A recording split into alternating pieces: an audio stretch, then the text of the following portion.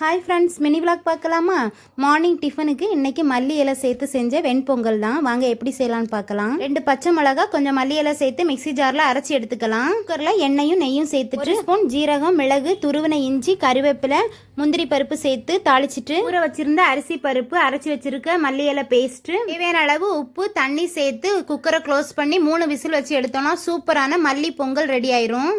பொங்கலுக்கு சாம்பார் சட்னி ரெண்டுமே நல்லா இருக்கும். இன்னைக்கு நான் தேங்காய் சட்னி தான் அரைக்க போறேன். தேங்காய், பூண்டு, பச்சை மிளகா, பொரிக்கடலை, தேவையான அளவு உப்பு சேர்த்து அரைச்சிட்டு எண்ணெயில கடுகு, உளுந்த பருப்பு, கருவேப்பிலை தாளிச்சு ஊத்திட்டோம்னா சூப்பரான தேங்காய் சட்னியும் ரெடி ஆயிரும். மல்லி எல்லாம் ஃபிளேவர்ல அந்த வெண்பொங்கல் சாப்பிடவே ரொம்ப டேஸ்டா இருந்துச்சு. கண்டிப்பா ட்ரை பண்ணி பாருங்க. குழந்தைக்கு நல்ல சாப்பாடு ஊட்டணும்னா தான் கஷ்டம். ஆனா ஐஸ்கிரீம்னு எழுதி கொடுத்தாலே சாப்பிடுவான். அந்த அளவுக்கு ஐஸ்கிரீம் பிடிக்கும்.